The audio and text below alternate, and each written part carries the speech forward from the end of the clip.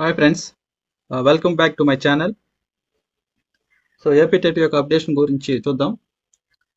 So యాక్చువల్గా TET కోసం రెండు బ్యాచ్ వాళ్ళు డిమాండ్ చేస్తున్నారు. First one 2023 and 25, at the same time 2022 and 24. ఈ రెండు బ్యాచ్ వాళ్ళు ఇప్పుడు టెట్ కోసం ఫైట్ చేస్తున్నారు గవర్నమెంట్ వాళ్ళతో. అయితే 2023 to 25 బ్యాచ్ వాళ్ళు హైకోర్టులో పిటిషన్ వేయడం జరిగింది. At the same time so DSC కోసం 90 days టైం కోరుతున్నారు. ఇది ఎన్నికల హామీలో లోకేష్ గారు చెప్పిన మాటే. ఇప్పుడు ఈ 90 daysనే డిఎస్ అభ్యర్థులు గట్టిగా డిమాండ్ చేస్తున్నారు.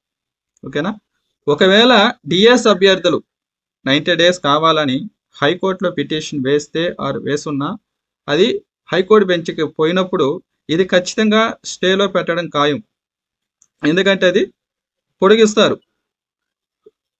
ఏ రోజు కూడా కోర్టు వాళ్ళు ఏ ఇష్యూ అయినా కూడా అప్పటికప్పటికే పిటిషన్ని క్లియర్ చేసింది లేదు కూడా.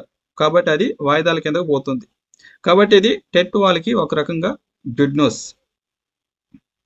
సో అల్టిమేట్గా టెట్ వాళ్ళకి ఎక్కువ అవకాశం వస్తుంది. అట్ ద సేమ్ టైం ఈ పిటిషన్ కోర్టులో పొడిగిస్తే వాయిదాల కింద పోతుంది.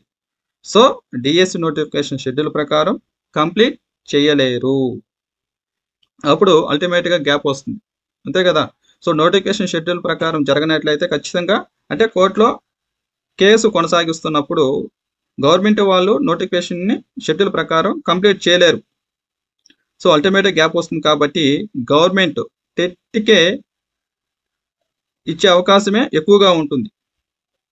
అయితే ఇంకో విషయం, సో యాక్చువల్గా ఎన్సీఆర్టీ రూల్స్ ప్రకారం ఇయర్కి వన్స్ టెట్ అనేది కండక్ట్ చేయాలి. సో అర్థమైందా.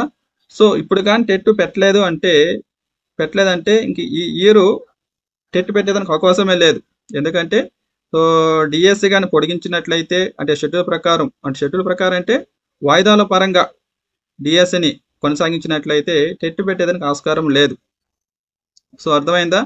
సో ఖచ్చితంగా టెట్ ఇప్పుడే సో ఈ నెలలోనే ఇచ్చేటట్టుగానే గవర్నమెంట్ స్పందించాలి.